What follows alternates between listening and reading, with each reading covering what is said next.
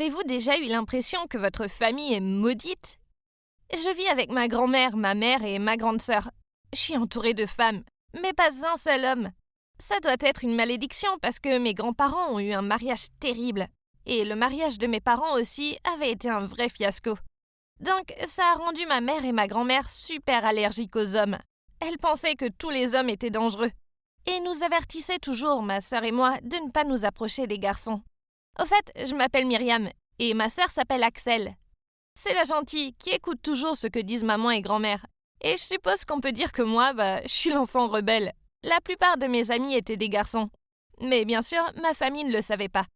Chaque fois que je parlais de mes amies, je prétendais qu'elles étaient toutes des filles. Sinon, ma mère me tuerait probablement. Même si j'étais entourée d'amis masculins, quand il s'agissait d'amour, c'était une toute autre histoire. J'étais en fait assez timide à ce sujet. Peut-être que ma mère et ma grand-mère avaient vraiment une influence sur moi, car chaque fois qu'un garçon me disait que je lui plaisais, je ne le croyais pas. Une fois, au collège, j'ai presque cru un garçon. Il disait qu'il était fou amoureux de moi et qu'il serait même prêt à mourir pour moi. Il s'asseyait littéralement devant notre porte d'entrée du matin au soir, attendant que j'accepte d'être sa petite amie. Mais il n'a pas pu échapper à la colère de ma mère. Quand elle l'a surpris, elle lui a jeté un seau d'eau et il s'est immédiatement enfui. Il est clair qu'il ne voulait pas mourir pour moi. Il y a eu d'autres garçons qui disaient aussi qu'ils ne pouvaient pas vivre sans moi. Mais je les vois toujours se balader en vie et en bonne santé. Donc je suppose que ma mère et ma grand-mère avaient raison. Les hommes sont une bande de menteurs. Mais il y avait toujours des exceptions. Et mon exception était Samuel. Oh, le rêveur Samuel.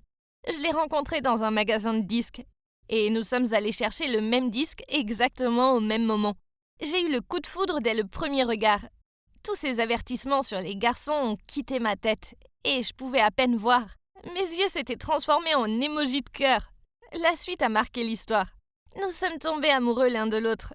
Nous sommes devenus un couple. Et j'ai fini par trouver le courage de le ramener à la maison. Je parie que personne ne pourrait refuser un gars aussi mignon, y compris ma grand-mère et ma mère. Je ne savais pas que je l'invitais en fait dans la fosse au lion. Dès qu'il est entré dans notre maison, il a fait un câlin à ma grand-mère et il a dit « Vous devez être la mère de Myriam, je vois d'où elle tient sa beauté. » Puis il s'est tourné vers ma mère et a dit « Salut Axel, t'es encore plus jolie que sur les photos. » Mais c'est alors qu'Axel est apparu. Et Samuel a réalisé qu'il n'avait pas prévu que j'aurais une grand-mère et une mère aussi jeunes et aussi belles. Ma mère et ma grand-mère ont essayé de cacher leur amusement. Et Samuel m'a fait un clin d'œil. Oh là là, il était rusé. Au milieu du dîner, quand Samuel est allé aux toilettes, j'ai remarqué que ma mère et ma grand-mère se souriaient l'une à l'autre. Elles préparaient quelque chose. Et si elles avaient mis quelque chose dans la nourriture? Je ne leur faisais pas confiance. Alors je leur ai demandé ce qui se passait. Mais elles m'ont souri gentiment et m'ont dit « Rien, ma chérie ». J'ai pris une bouchée de sa purée de pommes de terre et c'était tellement salé. Je leur ai demandé pourquoi elles avaient fait ça. Et ma grand-mère a répondu « Nous voulons juste voir s'il est un menteur comme tous les autres hommes, chérie. Voyons s'il choisira d'être un homme poli ou honnête. » Quand Samuel est revenu, ma grand-mère lui a demandé s'il aimait sa cuisine. Et il a répondu « C'est délicieux, merci. Ça me plaît que tu ne te prives pas de sel. Ça fait vraiment ressortir les saveurs naturelles de la pomme de terre. » Ha! Ça c'est mon mec. Bien joué, Samuel. Ma grand-mère et ma mère n'ont pas arrêté leur farce pour autant. Elles étaient déterminées à ridiculiser Samuel. Ma mère lui a demandé de l'aider à prendre le dessert dans le frigo. Et elle a mis une fausse araignée en plastique sur le gâteau. Elle voulait manifestement lui faire peur. Mais il n'est pas tombé dans le panneau. Il l'a juste enlevé et l'a laissé sur la table. Et après le dîner, ma grand-mère lui a demandé s'il voulait se joindre à elle pour fumer. Mais il a poliment refusé. Il était clair qu'il n'allait pas trouver ses faiblesses aussi facilement. Quand nous avons fini de dîner, Axel est monté dans sa chambre. Peu après, ma grand-mère et ma mère ont soudainement dit qu'elles avaient entendu quelqu'un appeler dehors. Alors elles se sont levées et sont sorties pour vérifier. Je pouvais voir leur visage frustré, car elles ne trouvaient aucune raison d'interdire mon histoire d'amour avec Samuel. Elles devaient donc sortir pour discuter. J'ai dit à Samuel d'attendre dans la cuisine pendant que j'allais les espionner. Mais dès que je suis entrée dans le couloir, toutes les lumières se sont soudainement éteintes. Et j'ai entendu quelqu'un défoncer la porte. J'étais tellement paniquée que j'ai poussé des cris incontrôlables. Et je n'ai pas pu m'empêcher de trembler, de me tenir la tête et de crier à l'aide. J'avais tellement peur. Mon Dieu, j'ai même entendu un bruit comme celui d'un pistolet qu'on charge. Étions-nous sur le point d'être cambriolés? Je suis restée là, figée sur place. J'étais terrifiée. Mais ensuite, j'ai senti une main sur mon épaule et j'allais mourir de peur. Mais heureusement, ce n'était que Samuel. Il m'a approché de lui tout en tenant quelque chose comme un bougeoir. Puis il était sur le point de me laisser là pour faire face à celui qui avait causé ça. Mais j'avais tellement peur que je l'ai serré très fort et j'ai fondu en larmes. Soudain, la lumière est revenue. Et après avoir été éblouie pendant un moment, j'ai remarqué que ma mère et ma grand-mère se tenaient juste là devant moi. Ma grand-mère a crié « Qui es-tu » Je savais pas de quoi elle parlait, alors j'ai levé les yeux vers Samuel et j'ai sursauté. Oh, c'était pas Samuel, c'était un inconnu. J'ai couru vers ma mère et j'ai dit « C'est un voleur, il a une arme !» Ma grand-mère a rigolé et a dit « Il n'y a pas de voleur, idiote. C'était juste un test pour ton petit ami. On voulait voir s'il était courageux. » Puis ma grand-mère a regardé vers la cuisine et Samuel était là, replié sous la table. Vraiment ? Comment maman et grand-mère voulaient-elles qu'il réagisse dans une situation aussi dangereuse ? Bref, c'était tellement gênant de le voir comme ça. Mais attendez, qui était cet inconnu ?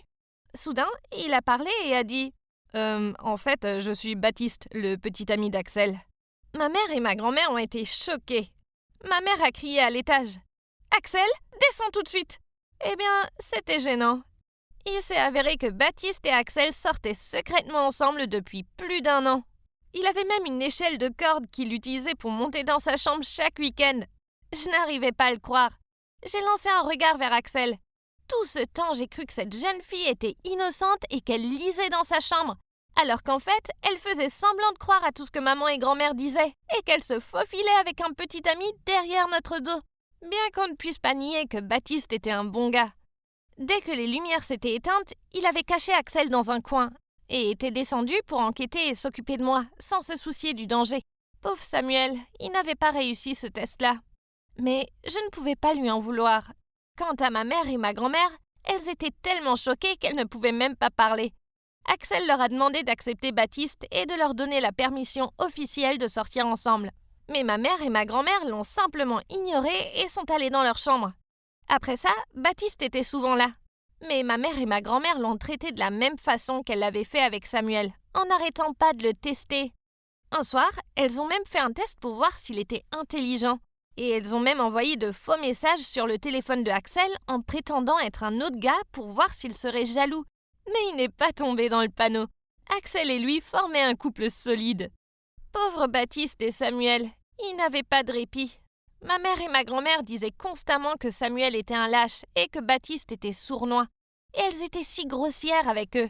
J'ai réalisé qu'aucun homme ne pourrait jamais les satisfaire.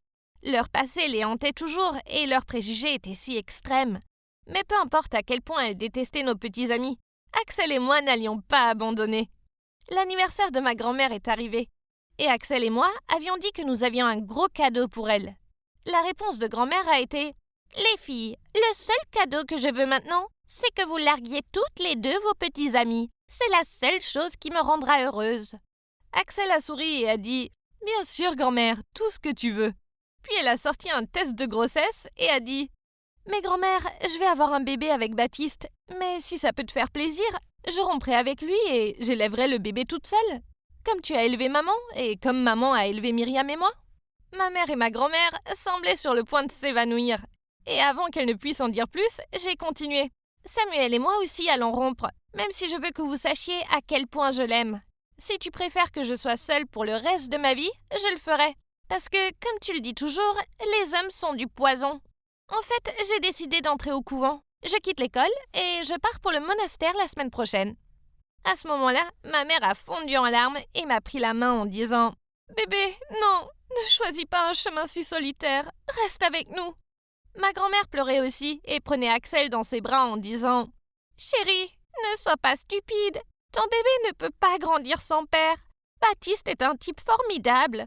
Ne m'écoute pas, il est génial. Je suis tellement désolée. » Donc voilà, Axel et moi sommes toujours avec Baptiste et Samuel. Et nous ne pourrions pas être plus heureuses. Maman et grand-mère ont fini par les accepter. Et j'ose le dire, elles sont même gentilles avec eux maintenant. Il y a juste un petit problème. Comment Axel va-t-elle expliquer le fait que son ventre ne grossit pas? Wink wink. On dirait que ma mère et ma grand-mère ne sont pas les seules à savoir tester les gens. Ça doit être dans nos veines. Souhaitez-nous bonne chance. Hey, je m'appelle Gabriel, j'ai 23 ans. Je viens de Hambourg et j'ai une question. Vous devez avoir entendu parler de la K-pop, n'est-ce pas? Alors y a-t-il des fans de K-pop parmi vous? Bien sûr que j'en suis un. Pour être plus précis, je suis un ARMY, un vrai stan de BTS. Oh, et pour ceux qui ne le savent pas, stan est un mot familier pour dire que vous êtes un grand fanatique de quelque chose. Quoi qu'il en soit, je peux dire fièrement que je suis obsédé par la K-pop. Et c'est tellement amusant, n'est-ce pas? Mais tout le monde ne comprend pas cela. En fait, voici mon histoire sur la façon dont les gens m'ont traité parce que je suis un fanboy. Et c'est devenu assez dramatique. Les gens pensent toujours que nous aimons la K-pop juste parce que les stars sont belles. Mais non, ce n'est pas seulement ça. Sérieusement, je parie que ceux qui détestent la K-pop ne lui ont même pas écouté proprement. Alors, vous qui détestez la K-pop, écoutez-moi et je vais commencer par remonter jusqu'au moment qui a changé ma vie, lorsque j'ai découvert la K-pop pour la première fois. Tout a commencé lorsque ma camarade de classe Rose regardait ce clip vidéo intitulé Dope pendant la récréation. J'ai été curieux et je l'ai rejoint. Et oh là là, je n'avais jamais vu quelque chose d'aussi impressionnant. Le tournage, la chorégraphie, c'était fantastique. Je n'arrivais pas à me sortir la chanson de la tête, et la vidéo était tellement amusante à regarder. Il n'avait pas besoin de filles sexy ni de super bagnoles pour la rendre accrocheuse. Ce n'est que du pur talent. Après cela, j'ai commencé à écouter davantage du K-pop, et je suis devenu un fan de plusieurs groupes, mais BTS est toujours mon unique véritable amour. Je les aime, et ça ne me dérangerait pas de les partager sur mon Instagram, qui m'aide aussi à me faire des amis parmi beaucoup d'autres armies du monde entier. Surtout des filles, mais aussi beaucoup de gars, et ils m'envoient souvent des messages pour me dire à quel point ils m'admirent pour être aussi ouverts qu'à mon amour pour la K-pop. Ils m'ont dit qu'ils aimeraient avoir le même courage que moi, car beaucoup d'entre eux se sont fait ridiculiser parce qu'ils aimaient les artistes masculins coréens. C'est ridicule. Nous sommes en 2021. Nous pouvons aimer qui nous voulons, et nous ne devrions pas avoir à taire nos passions. Cependant, je comprends parfaitement ce qu'ils ont ressenti. Je suis passé par là et c'est dur. Une fois au lycée, j'étais tellement content de montrer à Rose mon nouvel album de BTS. Nous hurlions et crions, tandis que je parcourais soigneusement chaque page comme si c'était mon bien le plus précieux. Quand un sportif est passé avec son équipe et me l'a arraché des mains, puis il a dit: C'est quoi ce magazine pour ados? Ils avaient tous eu des recours à la chirurgie plastique, n'est-ce pas? Puis un autre type a dit: Pourquoi tu aimes ces types? T'es gay ou quoi? Puis ils sont partis en riant. J'étais tellement en colère que je voulais le jeter si loin de la terre que même Google ne pourrait pas le trouver. Mais je ne pouvais rien faire. Ils étaient bien plus grands que moi et me réduiraient en miettes si j'essayais. Alors j'ai trouvé une meilleure idée. J'ai commencé à aller au gym. Je voulais être musclé comme John Cook. Comme ça, je n'aurais plus peur des losers qui s'en prennent à moi et mes amis. Oh, et au fait, je ne suis pas gay. C'est juste une autre chose que nous, les fanboys, devons gérer. Il n'y a rien de mal à être gay. Mais supposer que je le suis parce que j'aime la K-pop est stupide. La K-pop est pour tout le monde. Quoi qu'il en soit, après le lycée, les choses s'amélioraient car les gens au collège étaient moins curieux. Nous avions tous grandi, et vous ne croirez pas à quel point j'étais devenu musclé. Les filles ont commencé à s'intéresser à moi, mais il n'y avait qu'une seule fille pour laquelle j'avais du béguin. Elle s'appelait Alice, et elle était très mignonne. Cependant, il y avait juste un petit problème. Et par petit, je veux dire énorme. Elle n'aimait pas la K-pop. Une fois alors qu'on étudiait, elle s'est assise plus près de moi et m'a demandé avec un sourire: Qu'est-ce que tu écoutes? Puis elle a pris une de mes oreillettes. Qu'est-ce que c'est, une sorte de chorale? Puis elle s'est mise à lire avec un regard dégoûté. Quoi? C'est mon parti pris, hein. Rap Monster pétait le feu. Je ne savais pas qu'elle était de si mauvais goût. Mais j'ai laissé passer cette fois-ci puisque je ne voulais pas en faire toute une histoire à la bibliothèque. Après ça, les choses ont repris et sa haine pour la K-pop est devenue plus évidente. Chaque fois que j'en parlais, elle roulait les yeux et changeait de sujet. Et quand les nouveaux clips sortaient et que j'avais hâte de lui montrer, elle se contentait de les faire défiler sur son téléphone et de les ignorer. À part ça, elle était toujours si gentille, et on a continué à sortir ensemble. Mais nous n'aurions pas dû. Une fois nous traînions au centre commercial, c'était un jour assez spécial pour moi car c'était l'anniversaire des débuts de BTS. J'étais si content et j'avais même mis mon sac à bandoulière BTS avec un porte-clés Koya pour compléter le look. Je trouvais que j'avais l'air très cool, mais Alice a éclaté de rire quand elle m'a vu et m'a dit: Oh mon Dieu, tu as emprunté le sac à ta sœur ou quoi? J'ai essayé de lui expliquer et lui ai dit: Non, c'est le mien et c'est mon bébé Koya. Mais elle m'a juste coupé et a roulé des yeux en disant que nous serions en retard pour le cinéma. Elle a un peu cassé mon ambiance, mais c'était la journée des BTS, alors je ne voulais pas que quelque chose le gâche. On faisait la queue pour acheter du popcorn quand j'ai senti quelqu'un me taper sur l'épaule. Excusez-moi, je n'ai pas pu m'empêcher de remarquer votre Koya. Êtes-vous peut-être un Army? Et j'ai terminé sa phrase par un cri. On était tellement contents qu'on a parlé dans un charabia que seuls les Army pouvaient comprendre. Il s'est avéré que J-Hop était son idole, et qu'il s'appelait Louis. Puis il m'a même offert des cartes photos qu'il venait d'imprimer. J'étais tellement plongé dans la conversation avec lui que j'ai oublié qu'Alice était là. Jusqu'à ce que Louis lui dise « Oh hey, c'est qui ton idole? Je ne pourrais avoir des cartes pour toi aussi. » Alice a pris un air offensé et a dit « Vous êtes malade? Quelle paire de tarés! J'en ai assez de ces trucs de K-pop. » Puis elle est partie en trombe. Nous sommes restés abasourdis. Mais bon, si elle ne pouvait pas respecter mon hobby et m'aimer pour ce que je suis, alors très bien, bon débarras Alice. Après cela, Louis et moi sommes allés dans un café pour parler de tout ce qui concerne BTS.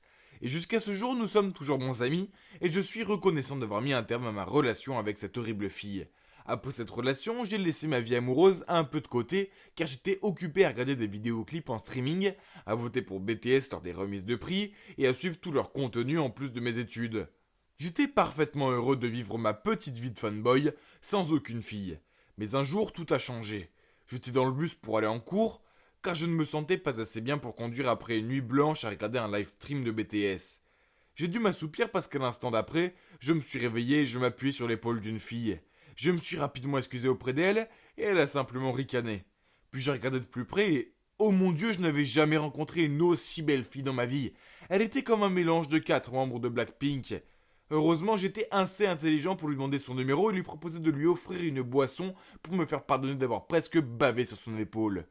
Après la classe, nous nous sommes rencontrés dans un Starbucks et nous avons immédiatement sympathisé. Son nom était Emma et elle était si intelligente et jolie. Je devais la séduire pour qu'elle devienne ma petite amie. J'ai donc décidé de changer un peu de tactique. J'attendrai un peu avant de lui dire que j'étais un fanboy, et je me suis plutôt appliqué à en savoir plus sur elle d'abord et à lui faire comprendre qu'elle me plaisait vraiment. Puis au moment opportun, je partagerai avec elle ma passion pour la K-pop. Très vite, nous sommes devenus très proches et nous faisions tout ensemble, et j'ai finalement senti que le moment était venu. Je l'ai raccompagnée chez elle et j'ai décidé de mettre ma playlist de K-pop. À ma grande surprise, elle a semblé intéressée et m'a demandé ce que c'était. Je lui ai dit à quel point j'aimais ça, puis je lui ai demandé nerveusement « Ça ne te fait vraiment rien parce que d'habitude, quand je le dis aux gens, ils se moquent de moi. » Elle a juste souri et a dit « Ok, maintenant c'est mon tour. » Puis elle a mis du death metal, ce qui m'a presque fait dresser les cheveux sur la tête. Elle a ri et a dit « Je sais ce que tu ressens, le death metal n'est pas non plus la tasse de thé de tout le monde. Mais bon, on a le droit d'aimer ce qu'on veut, non? Je respecte le fait que tu aimes la K-pop. » Oh mon Dieu, Emma pourrait-elle être plus parfaite? J'ai hâte de lui montrer ma chambre aussi. Mais de façon inattendue, la nuit où je l'ai invitée, son visage a changé quand elle a vu tous mes posters et mes merch. Je lui ai montré mes collections, mes poupées, mes photos, mais elle s'est contentée de sourire et de me fixer. Puis elle a pris sa main et a dit « Gabriel, c'est vraiment cool. Mais tu ne penses pas que c'est peut-être un peu trop? Je sais que tu les aimes, mais tu devrais peut-être commencer à dépenser ton argent pour des choses concernant ton avenir aussi. » Puis elle m'a dit qu'elle voulait rentrer à la maison. Je ne peux pas nier que j'ai été blessé. Mais je savais que c'était la bonne fille pour moi, et qu'elle avait juste besoin d'un peu de temps pour comprendre que c'était plus qu'un simple hobby pour moi. J'étais donc déterminé à lui faire aimer la K-pop. J'ai commencé à lui envoyer des chansons, à lui recommander des émissions coréennes à regarder. Une fois, j'ai même prétendu que je l'emmenais en pique-nique. Mais je l'ai emmenée à Army Fest. Emma s'est laissée faire, mais elle ne semblait toujours pas intéressée. Puis la meilleure des nouvelles est arrivée. J'ai découvert que BTS allait donner un concert à Londres. Je voulais absolument y aller et j'ai parlé à Emma de prendre l'avion pour le concert. Mais elle a dit « Gabriel, n'est-il pas le même jour que notre concours de marketing? Il y aura des chasseurs de tête là-bas. Et tout, tu ne peux pas le manquer. C'est ta chance de décrocher un bon emploi. » Je m'en fichais et j'ai répondu en plaisantant « Mais j'ai attendu de les voir toute ma vie. C'est un rêve qui se réalise. Qui a besoin d'un travail quand on a BTS? Je vais à Londres, bébé. » Mais Emma n'a pas ri. En fait, elle s'est mise en colère et a commencé à me crier dessus en me disant que j'étais si immature et que si je ne grandissais pas bientôt, elle ne pourrait plus être avec moi. Elle a même pleuré en disant qu'elle avait besoin d'un homme responsable qui pensait à son avenir et elle est partie en courant. Après ça, c'était silence radio. J'étais coincé dans un dilemme. C'était mon plus grand rêve de voir BTS en concert. Mais pourquoi je me sentais si mal? J'ai décidé d'attendre quelques jours pour réfléchir et j'ai fini par réaliser qu'il y aurait d'autres concerts, n'est-ce pas? Je ne pouvais vraiment pas rater le concours. Je veux dire, comment pourrais-je soutenir BTS sans argent? J'avais besoin d'un travail. Alors même si cela a brisé mon cœur de fan, j'ai dit à Emma que j'allais laisser tomber le concert cette fois-ci et aller au concours. Emma a immédiatement souri et a dit « Vraiment? Je suis si fier de toi, Gabriel. Puis elle m'a donné un gros bisou, et je me suis rappelé que cela en valait la peine, et qu'au moins j'avais toujours ma petite amie. Mais soudain, Emma a recommencé à parler. Gabriel, il y a quelque chose que je dois te dire. En fait, le professeur Dubois m'a dit que le concours a été reporté temporairement. Donc c'était juste un test. Puis elle a dit qu'elle voulait juste voir si je pouvais trouver mes priorités. Elle aimait ma passion pour la K-pop, mais tout doit être équilibré et elle voulait s'assurer que je prenais les autres parties de ma vie aussi sérieusement que la K-pop. Puis elle m'a tendu son téléphone et m'a dit « Regarde, je n'arrivais pas à y croire. C'était 2 tickets pour le spectacle de BTS. Elle les avait achetés pour moi. J'étais si heureux que j'ai fondu en larmes et je n'ai pas pu m'empêcher de les serrer dans mes bras. Je pensais que c'était le plus beau moment de ma vie, mais le concert de BTS l'était encore plus. Surtout qu'Emma était à mes côtés. Nous sommes toujours ensemble et devinez quoi? Elle a même pris parti pour Jin maintenant. Elle est vraiment la fille parfaite pour moi et j'ai hâte de passer ma vie avec elle. Si en 2031 vous voyez une famille de 4 personnes crier à tue-tête un concert de BTS, il y a de fortes chances que ce soit moi, Emma et nos futurs enfants. Ne soyez pas timide, venez dire bonjour. La famille, c'est compliqué. C'est vrai. Je pensais que ma famille était la plus heureuse possible. Mais non, tout comme une bulle s'explose quand elle devient trop grande. Maman et papa se sont séparés après une grosse dispute stupide. Après ça, mon père a déménagé. Moi et ma petite sœur Katie avons eu un choix difficile. L'un de nous resterait ici avec maman et l'autre irait vivre avec papa et sa nouvelle copine, Zara.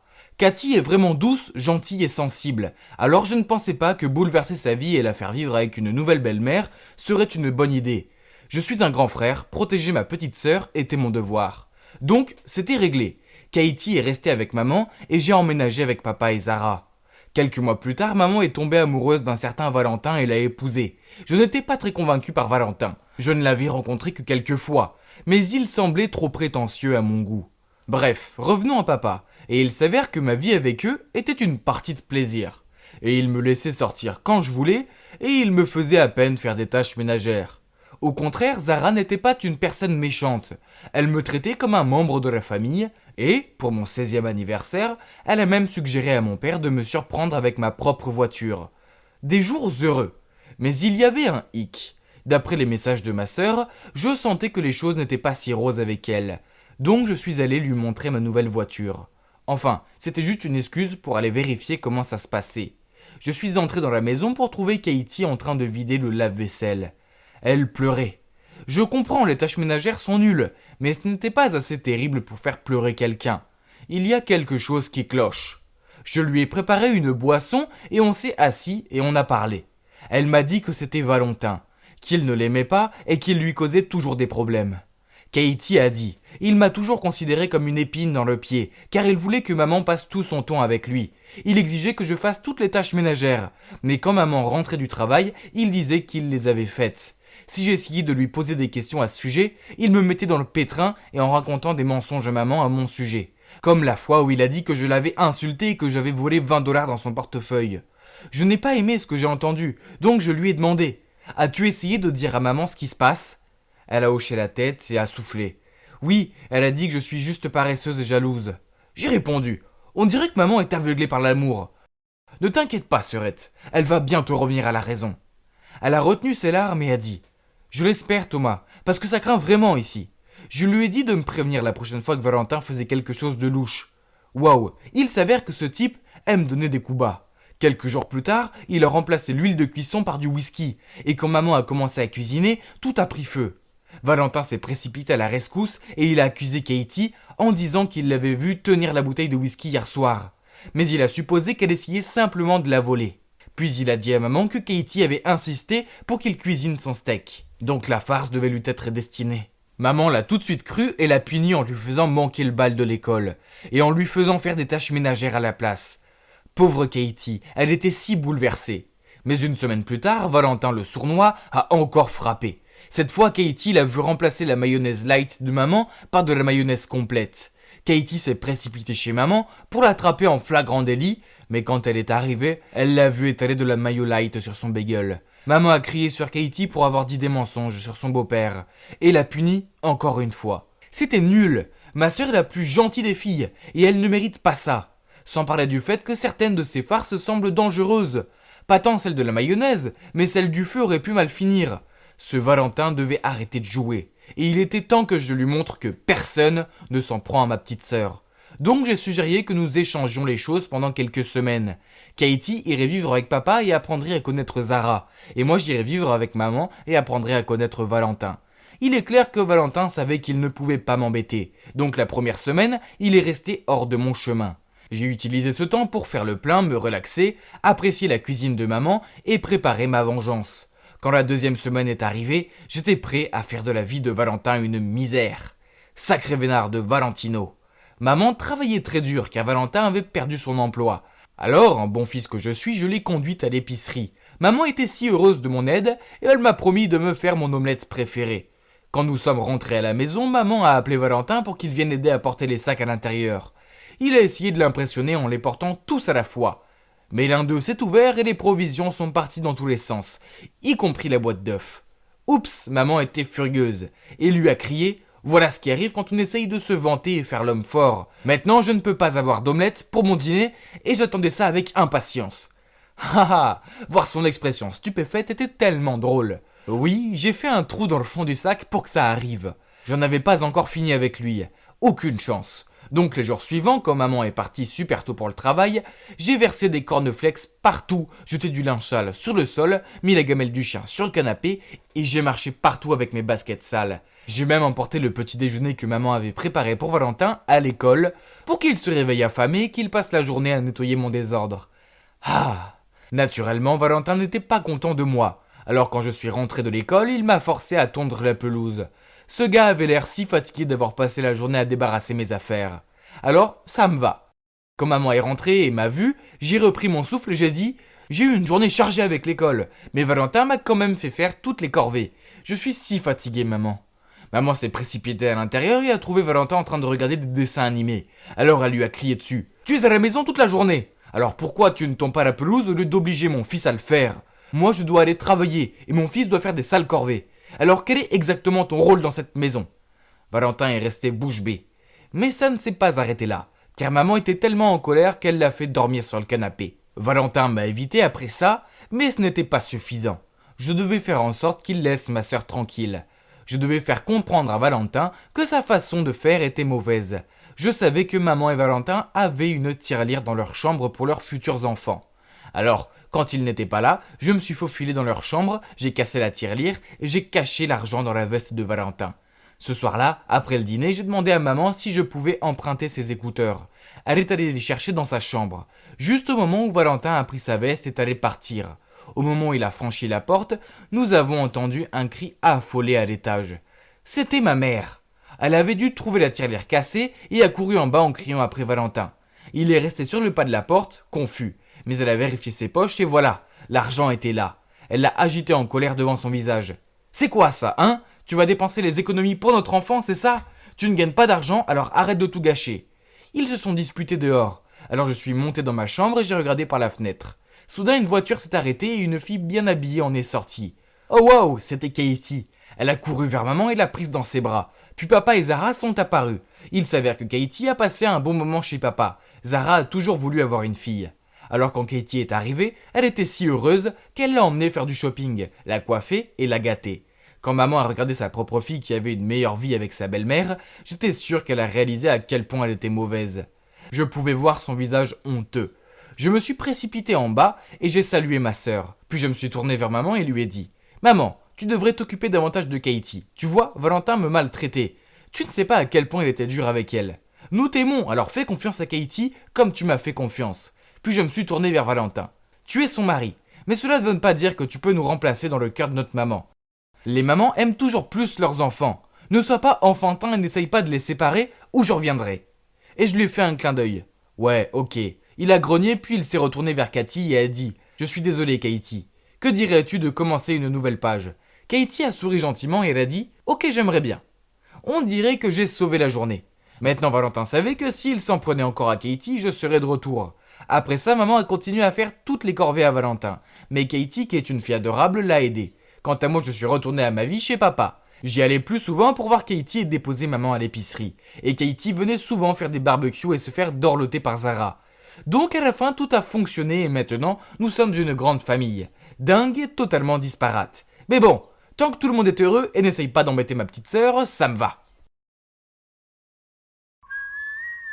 Les gars, je veux vous parler de mon été le plus mémorable. Cela implique une maison sans parents, la fille de mes rêves, et l'énorme secret de mon petit frère Gabriel. En fait, Gabriel ne veut pas que je vous en parle. Mais cette histoire est trop drôle pour la garder pour nous. Alors restez à l'écoute. Laissez-moi vous raconter ce qui s'est passé.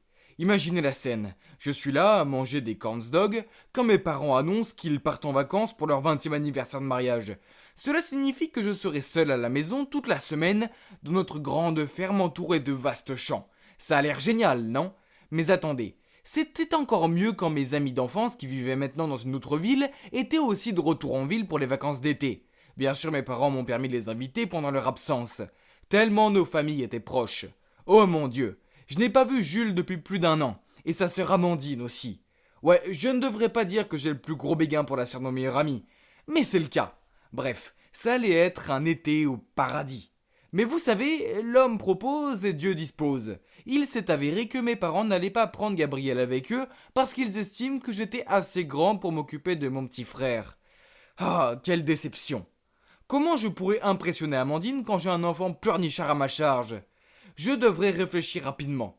Donc, dès que nous avons salué nos parents, je lui ai passé ma PS4 et lui ai dit « Gabriel, tu peux jouer dessus, mais seulement si tu me promets de faire ce que je te demande et de rester en dehors de mon chemin. » Bien sûr, il a accepté. Je veux dire, quel garçon de 8 ans ne voudrait pas jouer à Fortnite ? Je le surveillais de temps en temps et lui donnais du jus et des collations. De cette façon, j'ai eu beaucoup de temps à passer avec Jules et Amandine. Les choses se passaient bien les premiers jours, et rien ne vaut d'être entouré de son meilleur pote et de son coup de foudre toute la journée. Waouh, je ne pouvais pas détacher mes yeux d'Amandine. Elle paraissait encore plus belle. Et un soir, on était assis dehors, à regarder les étoiles. C'était tellement romantique, surtout quand Jules a trouvé ça ennuyeux et nous a laissés pour aller au lit en premier. J'étais sur le point de tenter le coup du bâillement et de tendre mon bras pour l'enrouler autour de ses épaules, quand Gabriel est apparu et s'est glissé entre nous. Je lui ai lancé un furieux regard et en serrant les dents, je lui ai demandé ce qu'il voulait. Il a juste haussé les épaules et dit « Nathan, j'en ai assez de ce jeu maintenant, je veux une glace. » Amandine a rigolé, puis l'a emmené pour en chercher. Quoi ? Comment ce petit crétin ose-t-il ruiner mes manœuvres ? Quel rabat-joie ! Il fallait que je trouve une nouvelle astuce pour gérer ce gamin agaçant. Le lendemain matin, j'ai dit à Gabriel que s'il voulait télécharger un nouveau jeu de son choix, il devait aller dans le champ et trouver un épi de maïs avec exactement 200 graines dessus. On aurait dit qu'il allait pleurer, mais il allait dans le champ. Oh, comme je suis intelligent.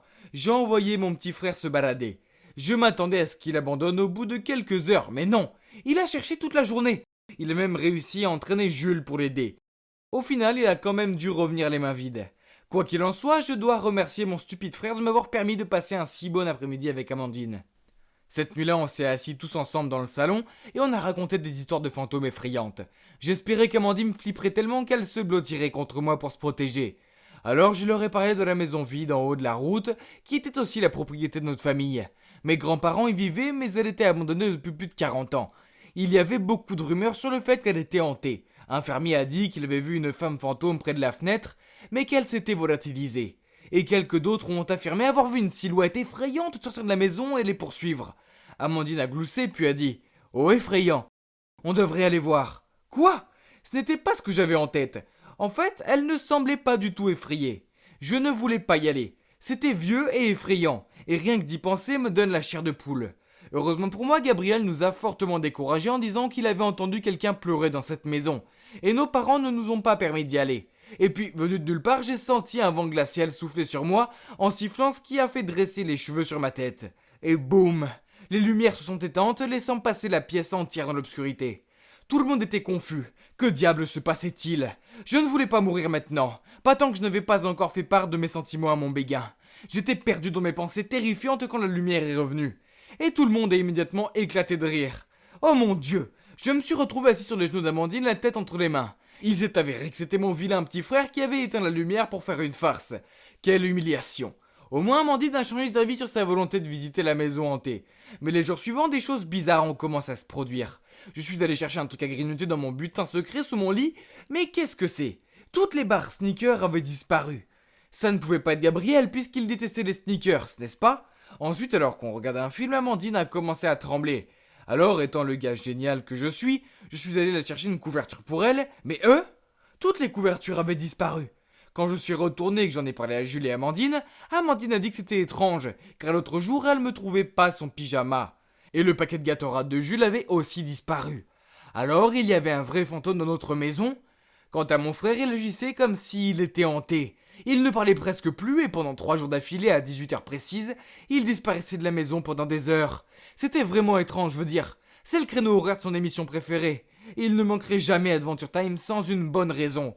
Pour moi, c'est génial que Gabriel ne soit pas là.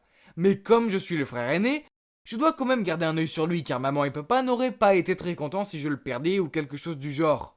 Cette nuit-là, il a de nouveau disparu mystérieusement. J'étais très curieux et je suis parti à la recherche de Gabriel, mais je ne l'ai trouvé nulle part. Paniqué, j'ai couru dans le jardin en criant son nom.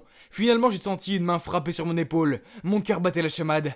Je me suis retourné pour voir Gabriel debout, en sueur. Je lui ai crié dessus. « Tu ne peux pas juste t'enfuir sans dire un mot, où étais-tu » Mais Gabriel a répondu calmement. « Et alors ? C'est mon affaire, pas la tienne ?» Puis elle a couru directement à l'intérieur. Il se moque de moi. D'accord, s'il veut jouer au secret, alors ça ne me dérange pas non plus de jouer au détective. Je devrais découvrir de quoi il s'agit. Alors j'ai réuni Amandine et Jules et j'ai trouvé un plan génial. Le lendemain, au déjeuner, comme prévu, Gabriel est entré dans la cuisine et tout était prêt. J'ai posé sur la table un pot rempli de bonbons attirants, et comme prévu, Gabriel en a immédiatement pris une poignée et les a mis dans sa bouche. Oh, regardez son visage heureux. Il n'avait aucune idée de ce que je lui réservais. Juste après ça, nous sommes entrés dans la pièce. Comme il ne voulait pas être pris en train de manger en cachette, Gabriel s'est rapidement caché sous la table, et bien sûr nous avons fait semblant de ne pas savoir qu'il était là. Puis j'ai brandi ce pot de bonbons et j'ai dit « Les gars, devinez quoi ? J'ai commandé ces pilules en ligne, ce sont des légendaires bonbons invisibles qui font que personne ne peut me voir. » Jules a eu l'air surpris. « Incroyable, comment as-tu eu ça ? J'ai entendu dire que c'était un tel succès qu'il a été vendu partout. » Puis Amandine m'a demandé combien de temps on pouvait disparaître si on mangeait ces bonbons. J'ai répondu « Je pense que si on mange 4 ou 5 bonbons, on peut disparaître pendant 45 minutes. » Nous avons continué notre sketch, puis j'ai dit de laisser le pot de bonbons ici. Ainsi, demain, nous pourrions l'essayer et sortir faire des farces à tout le monde avec notre super pouvoir. J'ai fait un clin d'œil et tout le monde a hoché la tête. Maintenant, où est passé Gabriel encore ?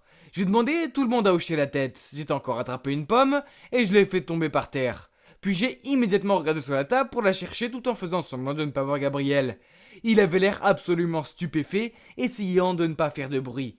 Maintenant que Gabriel pensait qu'il était invisible, il est sorti en rampant et a fait toutes sortes de choses amusantes devant nous. Danser, secouer ses fesses et faire la roue à travers la pièce.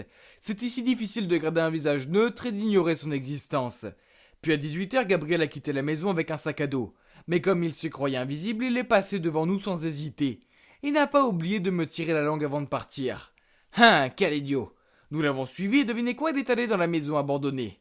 Nous nous sommes cachés derrière un arbre pour regarder et soudain la porte s'est ouverte en grinçant. J'étais un peu effrayé alors je me suis accroché au bras d'Amandine. Quelqu'un a couru vers lui. Une petite fille. Oh non, c'était un fantôme ? Amandine a dit. Oh mon Dieu, elle porte mes vêtements. J'ai regardé de plus près et j'ai réalisé qu'elle n'était pas un fantôme mais en fait une vraie petite fille. Gabriel a donc caché cette petite fille dans notre maison abandonnée. Et c'est pour cela qu'il nous répétait encore et encore de ne pas venir ici. Comme Gabriel pensait qu'il était invisible, il a continué à courir autour d'elle en disant « Tu ne peux pas me voir, n'est-ce pas ?» Il avait l'air si drôle alors que la petite fille était totalement désorientée pour comprendre quoi que ce soit. Et c'est à ce moment-là que nous avons fait éruption en criant « On t'a eu !»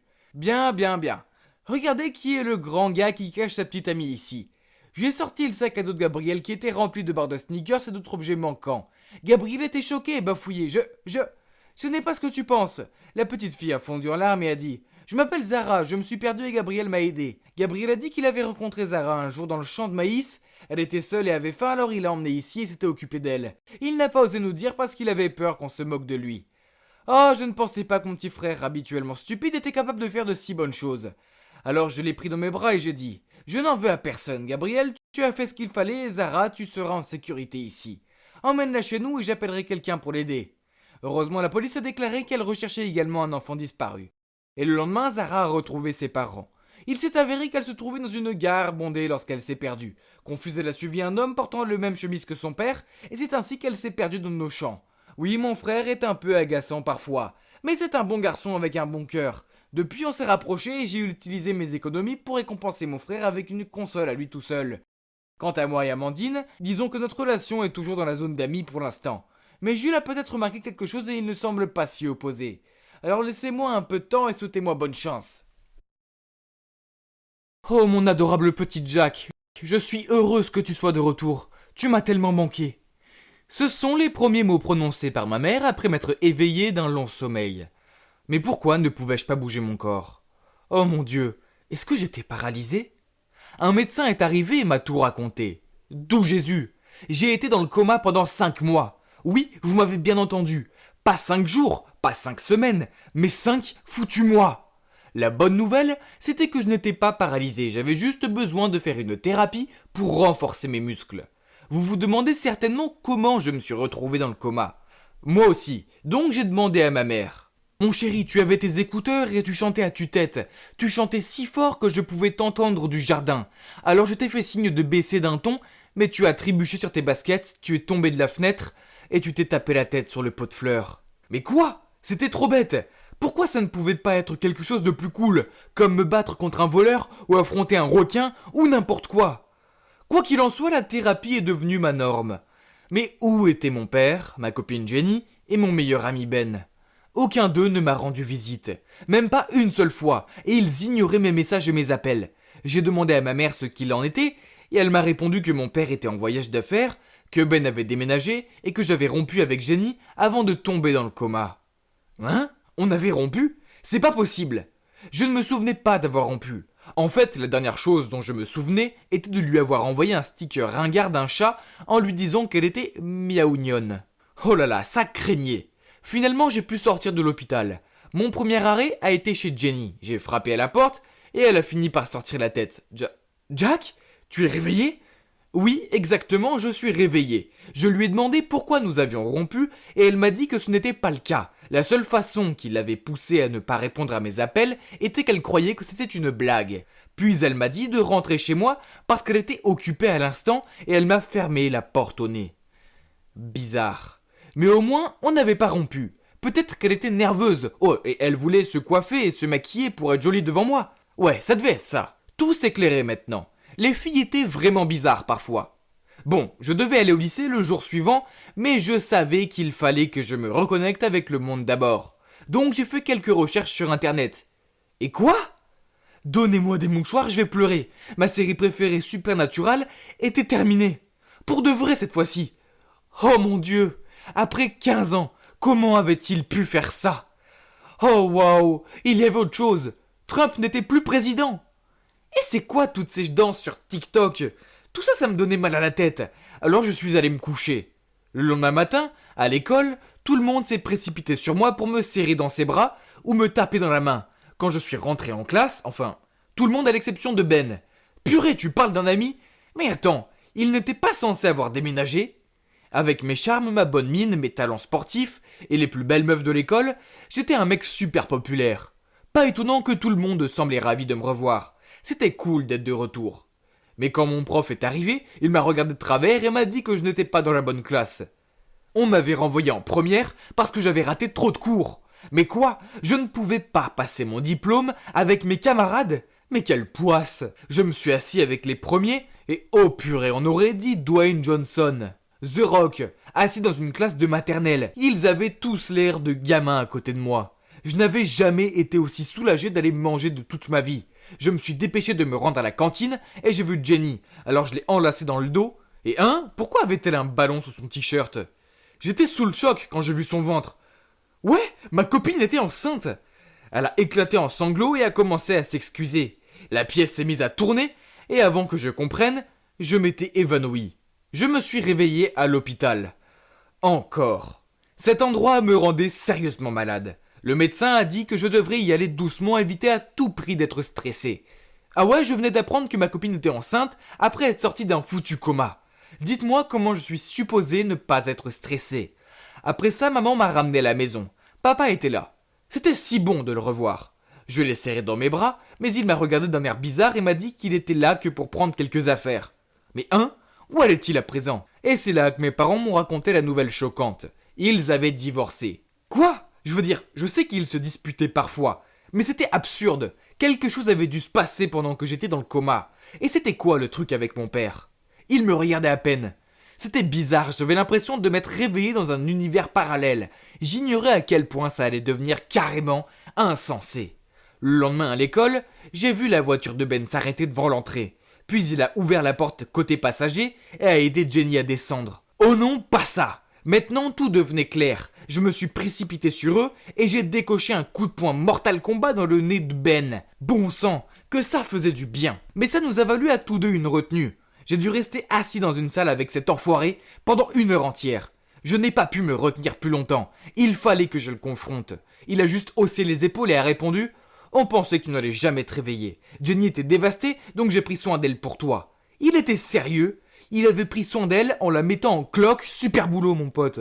Il n'y avait aucune chance que je lui reparle un jour et j'allais le jeter de l'équipe de basket. Ah oui, j'ai oublié de mentionner que j'étais le capitaine. Le jour suivant, j'ai débarqué en plein entraînement et crié « Yo, votre capitaine est de retour et nous allons mener cette équipe à la victoire !» Je m'étais attendu à des cris enthousiastes, mais non. Ils sont tous restés silencieux, les yeux fixés sur leurs pieds.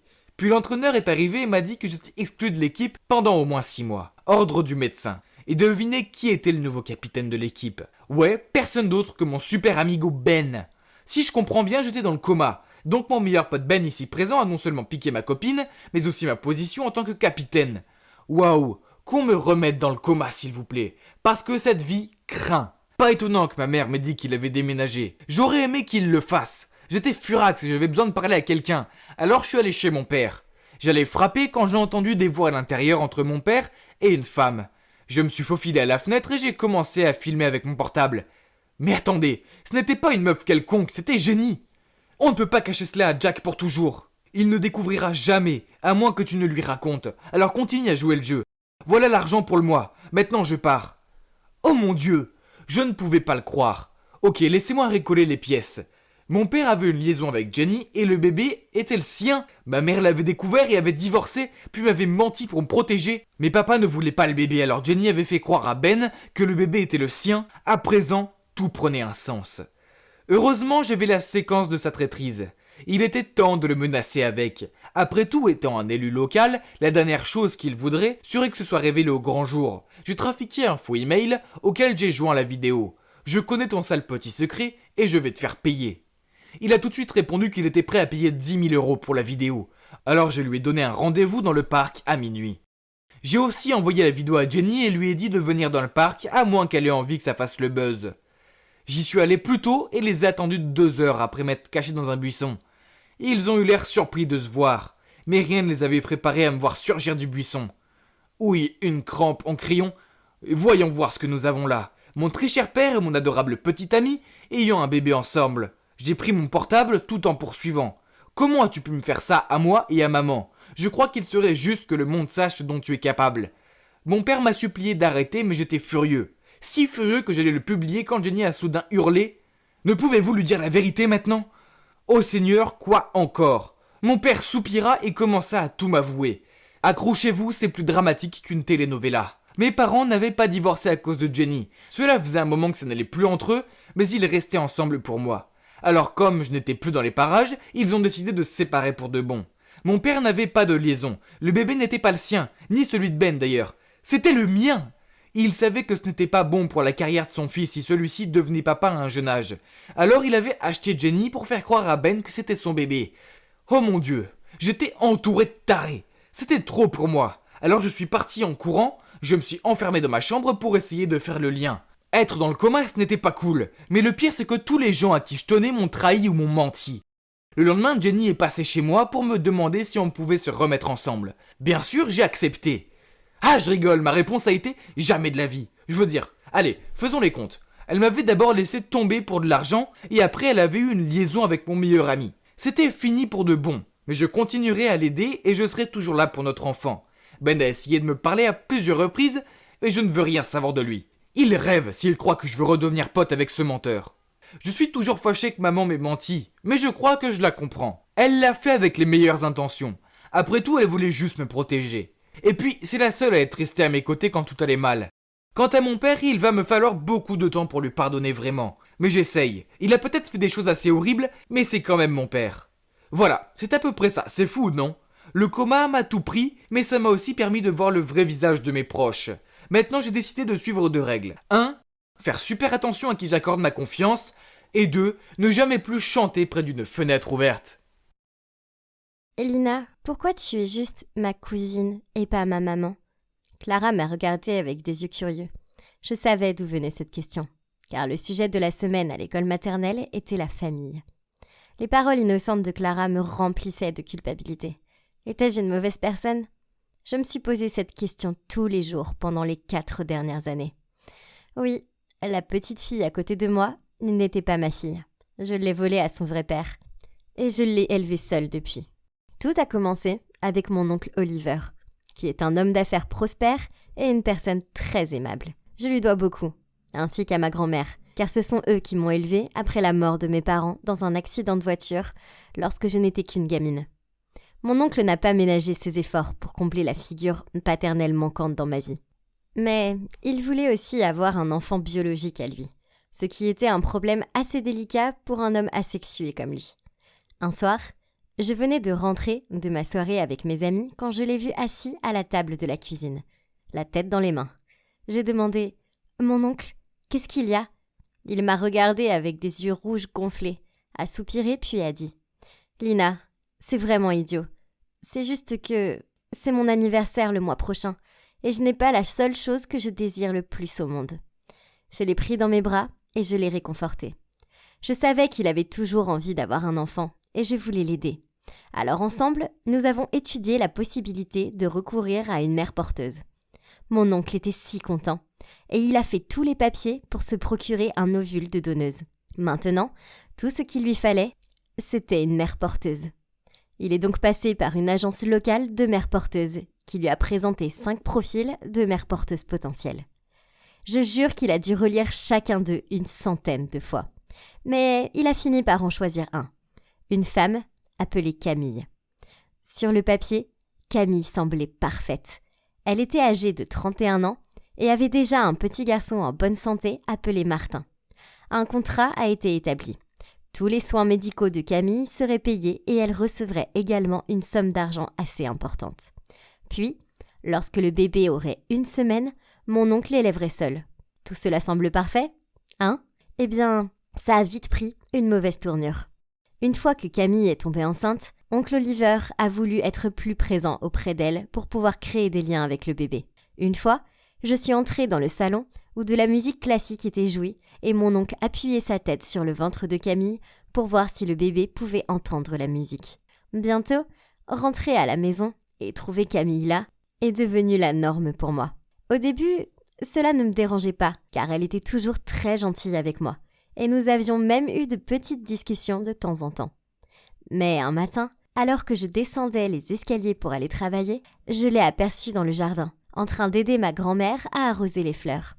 J'étais sur le point de m'approcher pour les saluer quand je l'ai entendu dire « Oliver est un homme adorable, mais il est tellement occupé que j'ai peur qu'il trouve que c'est un peu trop déséquilibré entre un nouveau-né et le travail. » Puis ma grand-mère a dit « Ne t'inquiète pas, ma puce. Il aura Lina et moi pour l'aider. » Mais Lina est si jeune et elle a sa propre vie à mener. Elle est toujours à une fête ou avec un garçon. Et on ne peut pas attendre de toi que tu t'occupes d'un bébé. Pas à ton âge. Je ne veux pas qu'une étrangère s'occupe de mon bébé. Alors que je pourrais aider. Quoi ? Son comportement si doux n'était qu'une façade, n'est-ce pas ? Comment ose-t-elle essayer de manipuler mon adorable grand-mère ? Quelques jours plus tard, je suis descendue au dîner pour voir Camille assise là. Elle m'a souri et m'a demandé comment était ma journée. Je n'ai pas cru à son numéro de gentillesse, mais je l'ai quand même répondu. À un moment donné, elle a soudainement sorti son téléphone. Puis son sourire s'est transformé en froncement de sourcils. « Oh non, Martin a de la fièvre. Je ferais mieux d'aller le voir. » Elle a immédiatement tiré sa chaise en arrière et s'est levée. Vous savez ce que c'est ? Seul l'amour d'une mère peut faire en sorte qu'un petit se sente mieux. Puis elle est partie. Les paroles empoisonnées de Camille ont certainement touché grand-mère, qui se montre inquiète pour Martin et laisse échapper un doux sourire, tandis que ses yeux suivent les pas de Camille. Et ce n'était qu'un début. Le jeu de Camille a continué, car quelques jours plus tard, elle s'est présentée sur le pas de notre porte en larmes. Puis, elle nous a raconté que le lieu de la fête d'anniversaire de Martin avait annulé la fête et qu'ils avaient refusé de la rembourser. Évidemment, mon oncle lui a dit qu'elle pouvait faire la fête chez nous et qu'il couvrirait les frais. Le jour de la fête, j'ai vu Camille passer à mon oncle tous les reçus pour le château gonflable, le musicien, le traiteur, etc. Elle a tapoté doucement son ventre et a souri. Tu seras un père merveilleux. Tu sais, on pourrait toujours avoir un autre après celui-là. Gratuitement, bien sûr. Plus tard, je l'ai vu murmurer quelque chose à Martin. Et l'instant d'après, il a couru vers mon oncle, lui a serré les jambes et a dit « Merci pour la fête, papa ». Puis Camille s'est précipitée vers lui, a caressé ses cheveux et a dit « Oh, chérie, ce n'est pas ton papa. Mais ce serait bien, n'est-ce pas, de vivre tous ensemble ici avec le bébé. Trop, c'est trop. » Alors, ce soir-là, j'ai confronté mon oncle et ma grand-mère à ce sujet. Je n'ai pas un bon pressentiment sur Camille. Je pense qu'elle essaye de rompre le contrat. Mon oncle a soupiré, puis a dit « Je sais ». Puis grand-mère a ajouté « Camille a raison. Oliver ne peut pas faire ça tout seul. Tu es trop jeune et je suis trop vieille. C'est donc logique que Camille reste dans le coin pour l'aider. C'est toujours mieux que d'avoir un inconnu dans les parages, non ? Je peux aider !» J'ai élevé la voix. Plutôt moi qu'elle. Je n'ai pas confiance en elle. Ma grand-mère a secoué la tête. Mais c'est elle la mère. C'est elle qui porte le bébé. Leur lien est indéniable. Je sais ce que c'est que de perdre des gens qu'on aime.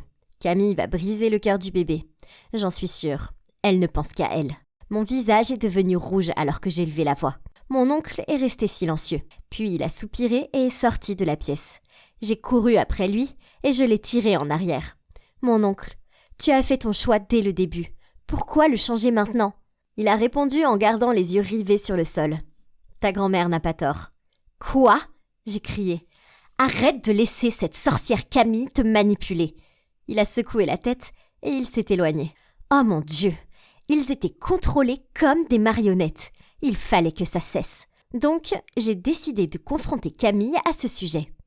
Ma chance est arrivée le lendemain. Elle aidait à préparer le dîner, alors je lui ai dit « Je sais ce que tu manigances. Tu veux juste une vie facile sans aucun souci d'argent. C'est pour ça que tu les manipules. Mais tu ne peux pas me tromper. » Elle a arrêté de couper les carottes, puis m'a regardée. « C'est vrai ? Le truc, Lina, c'est que j'ai toujours ce que je veux. » Elle a fait un sourire maléfique, puis elle a enfoncé le couteau dans la carotte avec une telle férocité que j'ai sursauté. C'était officiel. Camille était folle. Mais je n'avais aucune preuve. Donc en fait, il n'y avait absolument rien que je puisse faire à ce sujet. Comme prévu, la folie a continué. Le lendemain, je suis allée dans la chambre de grand-mère et je l'ai vue, l'air agité, fouiller dans son tiroir de chevet. Encore une fois, je ne trouvais pas mes pilules. Et il continuait à apparaître dans des endroits étranges. Elle semblait vraiment inquiète de perdre la tête. Plus tard, quand nous étions tous en train de dîner, Camille est allée au réfrigérateur et, surprise, devinez ce qu'elle y a trouvé. Ouais, les pilules de grand-mère. De toute évidence, Camille les avait mises là. Puis elle s'est approchée de grand-mère, lui a frotté l'épaule et lui a dit avec inquiétude « J'aurais dû m'occuper davantage de toi. Nous devrions te faire examiner par le médecin le plus tôt possible. L'âge peut être si cruel pour l'esprit, et je ne veux pas être distraite quand le bébé sera là. » Après cela, grand-mère semblait totalement convaincue qu'elle était trop vieille pour s'occuper d'un bébé, même après que le médecin lui ait dit que tout allait bien. De plus, elle était catégorique sur le fait que Camille devait emménager pour aider. Oh, quel serpent cette Camille! 1 mois plus tard, le bébé est né. Une fille. Mon oncle l'a appelée Clara, comme ma mère. Nous avons tous pleuré des larmes de joie et l'avons accueillie dans notre famille. Camille a eu son souhait exaucé. Et elle et Martin ont emménagé dans notre maison. Un matin, je suis descendue pour voir Camille tenant le bébé. Devant elle se trouvait le contrat déchiré. Je lui ai dit de partir et elle a souri et dit « Tu es une fille intelligente, Lina, mais tu n'es pas de taille face à moi. Je ne vais nulle part. C'est ma maison maintenant. Alors fais-toi à l'idée. » Je savais qu'il était inutile d'en parler à mon oncle et à ma grand-mère. Je ne pouvais pas laisser cette femme détruire ma famille. Elle était dangereuse. Je pouvais finir par blesser tout le monde. Elle ne s'arrêterait jamais jusqu'à ce qu'elle ait ce qu'elle veut. Et il n'y a pas moyen que je laisse cela arriver. Alors, quand Camille était dans la salle de bain, j'ai pris Clara dans mes bras. Et avant que je puisse m'en empêcher, je me suis enfuie de la maison et hors de leur vie. J'ai déménagé dans une nouvelle ville et j'ai trouvé un nouveau travail. Ce n'était censé être que temporaire. Mais je suppose que j'étais trop égoïste et que j'avais peur de revenir en arrière. J'ai toujours été honnête avec Clara sur un point. J'étais sa cousine, pas sa mère.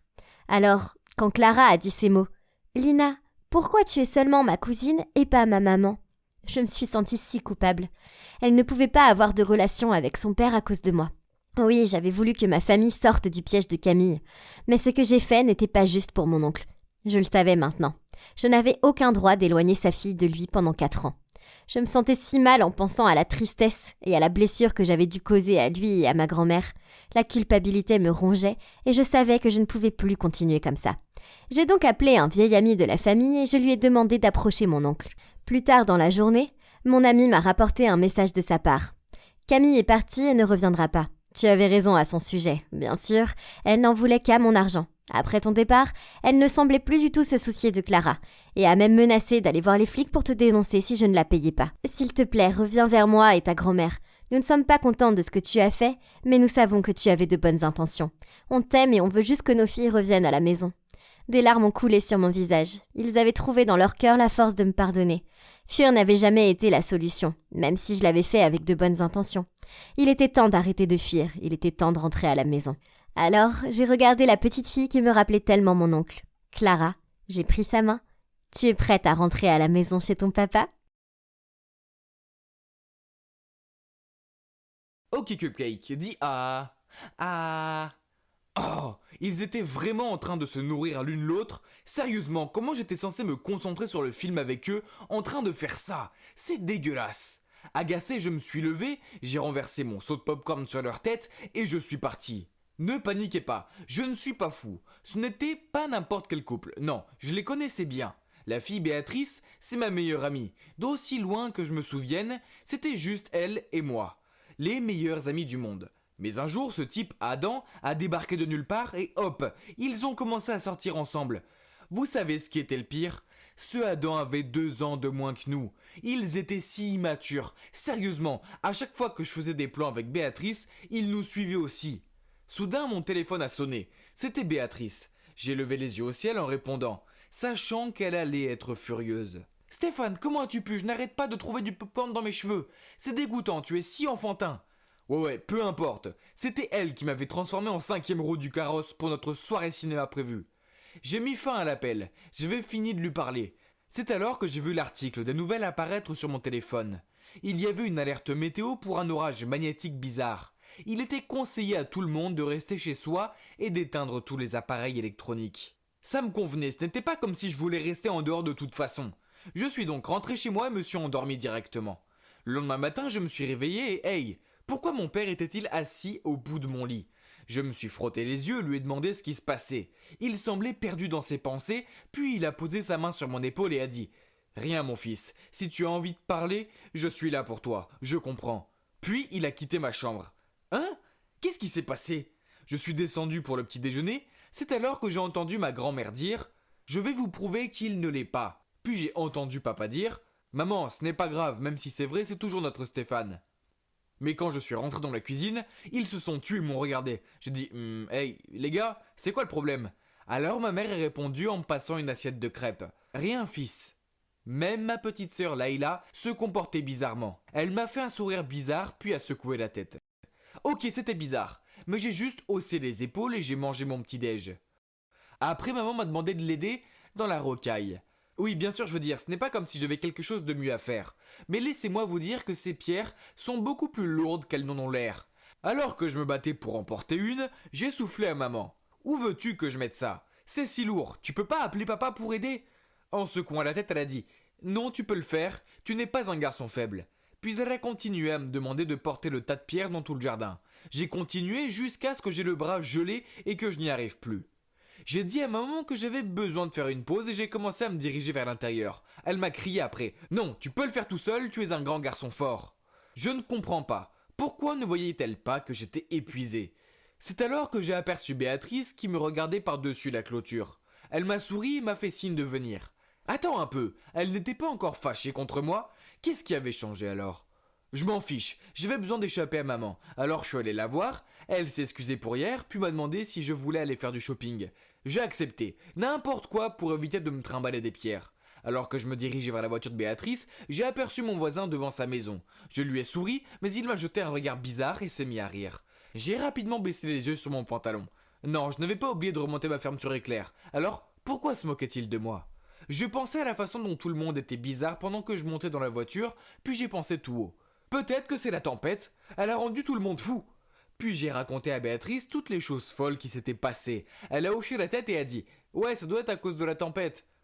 C'était logique, parce que j'avais lu des articles sur les orages magnétiques et comment ils pouvaient avoir un impact sur l'humeur des gens et tout ça. Au centre commercial, nous sommes entrés dans un magasin, je l'ai aidé à choisir des vêtements à essayer. J'ai choisi une robe violette et je lui ai dit que c'était une belle couleur, quand soudain ma grand-mère a surgi de nulle part et a dit « Non, tu ne l'aimes pas. Suis-moi, je vais te trouver d'autres vêtements. » Et avant que je puisse comprendre ce qui se passait, elle me tirait hors du magasin. J'étais tellement confus. « Mamie, pourquoi es-tu ici? Vous m'avez suivi ?» Elle m'a souri et m'a répondu « Pierre, chéri, ne me blâme pas de vouloir le meilleur pour toi. » Hein? C'était étrange, mais bon. J'étais sur le point de m'acheter de nouveaux vêtements, donc je ne pensais pas avoir besoin de me poser plus de questions à ce sujet. Nous avons fini dans ce magasin vintage, j'avais l'impression d'être dans une boucle temporelle. Tous les articles étaient des années 80 ou même plus vieux. Elle a commencé à prendre des articles sur les rails et à dire des choses comme « Oh, j'aime bien celui-là » et « Tu serais très beau avec ça ». Ce n'était pas mon style. Mais mamie avait l'air si contente et je ne voulais pas la blesser. Alors oui, j'ai fini par essayer les vêtements. J'étais ridicule. Grand-mère semblait ravie. Elle a haleté, applaudi et s'est exclamée « Oh là là, tu es un si beau garçon !» Pendant que Béatrice s'efforçait de ne pas rire. Après cela, nous sommes tous rentrés à la maison, et oui, je portais le drôle de costume. Tout le monde me montrait du doigt et se moquait de moi, mais mamie ne semblait pas s'en rendre compte. Elle a juste souri et dit « Toutes les filles vont craquer pour toi maintenant. » Pff, c'est ça, j'en doute. Plus tard, j'étais dans ma chambre m'occupant de mes affaires quand mon téléphone a sonné. « Hé, je vais dans la même université que toi. Je t'ai vu hier et j'aime ton style. Ça te dirait de sortir un jour ?» Lily X. C'était l'idée que quelqu'un se faisait d'une blague. Je ne connaissais pas ce numéro ni cette fille Lily. Qu'est-ce qui se passe? L'orage magnétique avait rendu tout le monde fou et je semblais être le seul à rester sain d'esprit. J'ai immédiatement répondu par texto que je n'étais pas intéressé. Mais bon sang, cette fille était têtue et elle n'arrêtait pas de m'envoyer des textos. Le jour suivant, le comportement bizarre de mamie a continué, ce qui me stressait. Elle n'arrêtait pas de jeter des regards bizarres sur moi et de murmurer des choses à maman à mon sujet. Et puis une fois, elle m'a suivi alors que je me rendais au magasin et m'a demandé pourquoi je ne portais pas la tenue qu'elle m'avait achetée. Quand je lui ai dit qu'elle était dans la blanchisserie, elle a eu l'air contrariée, à secouer la tête et à marmonner quelque chose comme quoi je ne trouverais jamais une gentille jeune fille avec mes vêtements délabrés. J'ai essayé d'en parler à Béatrice, mais vous l'avez deviné, elle était trop occupée avec Adam pour parler. Alors dans ma solitude, je me suis tourné vers Lily. Elle a été très gentille et m'a dit que ma grand-mère avait probablement une crise de vieillesse. Car la même chose était arrivée à sa grand-mère et que nous devrions nous rencontrer dans le parc pour en discuter. J'ai accepté de la rencontrer et pendant que j'attendais qu'elle se montre, un type au look de star du cinéma s'est approché. Au début, j'ai cru qu'il allait me demander le chemin ou quelque chose comme ça. Mais ensuite, il a dit d'une voix charmeuse « Hey, tu es à l'heure !» Puis avant que je puisse dire quoi que ce soit, il a continué « C'est moi Lily !» Mais qu'est-ce qui se passe? C'était insensé. Je lui ai demandé « Ok alors, à quel jeu tu joues ?» Il a eu l'air confus puis a secoué la tête et a dit « Je veux juste passer du temps avec toi ». Puis il s'est rapproché de moi et s'est appuyé sur mon épaule. Je l'ai repoussé et j'ai fait un pas en arrière. « Oh non, non, je ne suis pas gay !» Il a froncé les sourcils en me regardant puis a crié « Quoi? Tu l'es? Tout le monde sait que tu l'es !» Je suis resté là perplexe quand j'ai vu arriver ma sœur, Laïla. Je lui ai demandé « Mais qu'est-ce que tu fais ici ?» Avec un sourire fendu jusqu'aux oreilles, elle a dit « Je teste juste si tu es gay ou pas. » Et j'ai la réponse « Tu ne l'es pas. » Maintenant, je vais devoir le dire à maman et à mamie. Puis elle a sorti son téléphone. J'ai attrapé sa main et je lui ai dit « Attends, quoi, gay? Qui a dit ça? Qu'est-ce qui se passe ?» Je parle de la rumeur. Il y a quelques jours, le voisin a dit maman que tu étais gay. Papa l'a bien pris, mais maman et mamie ne l'ont pas bien pris. Bref, je leur ai dit que je voulais en avoir le cœur net. Au début, je pensais que tu l'étais, parce que tu n'étais pas intéressé par Lily. Mais maintenant, elle a regardé le gars. Mon ami Léo a confirmé que tu ne l'es pas. Ok, c'était fou, mais d'où venait cette rumeur? J'ai demandé à ma sœur et elle a répondu « Oh, ils l'ont entendu de Adam. » Adam, mais c'était louche. Alors je suis allé chez Béatrice pour avoir des réponses. Dès qu'elle a ouvert la porte, j'ai levé un sourcil et je lui ai demandé « Alors Béatrice, tout le monde pense que je suis gay et apparemment c'est à cause d'un truc que Adam a dit. Est-ce que tu saurais quelque chose à ce sujet ?» Elle a rougi. « Stéphane, je suis désolé. Adam était tellement jaloux de toi que j'ai fini par lui dire que tu étais gay juste pour qu'il soit d'accord pour qu'on sorte ensemble. » J'ai serré les dents de colère puis j'ai crié « Je n'arrive pas à croire que tu aies ruiné notre amitié pour ce type. Tu préférais prendre de fausses rumeurs sur moi plutôt que de mettre un peu de bon sens dans la tête de ton ridicule petit ami. Tu es tellement égoïste. Dans ce cas, va vivre heureuse avec lui comme tu le souhaites, je resterai hors de votre chemin. » Et je suis parti en vitesse. Plus tard, elle a essayé de m'appeler, mais j'ai éteint mon téléphone. Le lendemain matin, je me suis réveillé et j'ai vérifié mes médias sociaux pour voir apparaître une notification de Béatrice. Elle avait écrit un long post pour dire la vérité à tout le monde et pour s'excuser auprès de moi. Perplexe, je suis descendu pour prendre mon petit déjeuner, tout en me demandant si je devais lui pardonner. Puis j'ai vu que Béatrice était assise dans le salon. Maman a dit qu'elle était venue tôt le matin pour s'excuser auprès de moi et de ma famille. Allez mon chéri, elle sait ce qu'elle a fait de mal, m'a chuchoté maman, avant de nous laisser tous les deux seuls. Béatrice s'est approchée de moi. Stéphane, je suis vraiment désolé d'avoir été une ordure. Tu es mon meilleur ami et Adam va devoir l'accepter ou le refuser. Je peux trouver un autre petit ami et je ne veux jamais perdre un ami comme toi.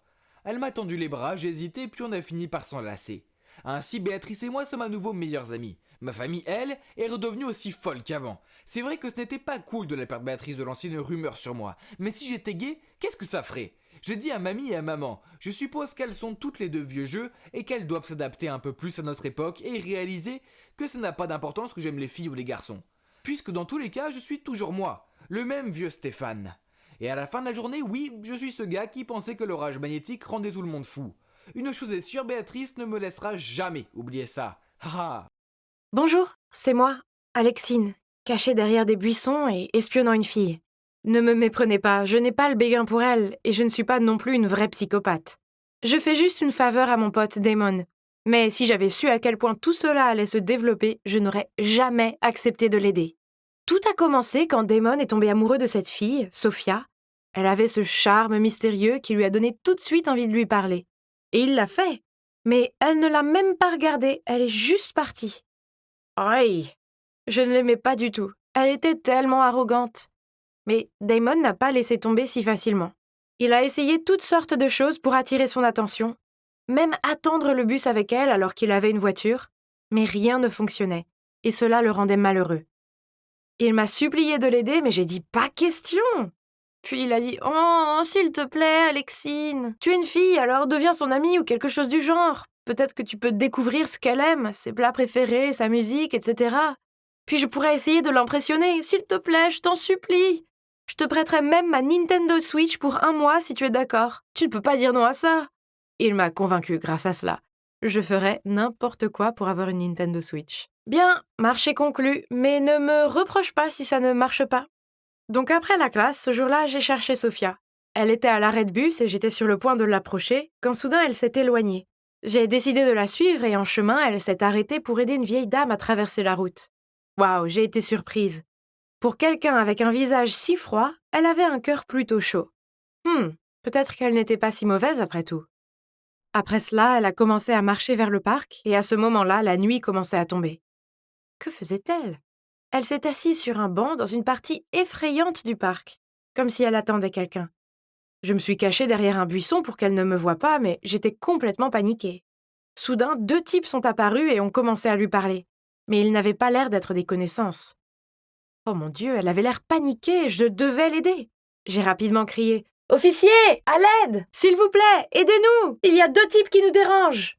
Évidemment, il n'y avait pas d'officier, mais ça a marché. Les 2 types se sont enfuis et je me suis précipitée pour m'assurer que Sophia allait bien. Elle était surprise de me voir, mais elle m'a serrée dans ses bras et m'a remercié de l'avoir sauvée. Tout son corps tremblait, elle devait être terrifiée. Je l'ai raccompagnée jusqu'à notre dortoir et elle m'a dit qu'elle aimait venir au parc la nuit parce que c'était si paisible. Je lui ai dit que c'était clairement dangereux et qu'elle ne devait probablement plus y aller seule. Puis nous avons échangé nos numéros et après cela, nous sommes devenus assez proches. Assez proches pour que quelques jours plus tard, je lui dise que Damon avait le béguin pour elle et lui demande si elle accepterait de sortir avec lui. Mais elle a juste secoué la tête et dit qu'elle n'était pas prête. Ses yeux étaient tristes, alors je n'ai pas poussé plus loin. Peut-être qu'elle venait de vivre une mauvaise rupture? Je ne lui ai pas demandé à nouveau.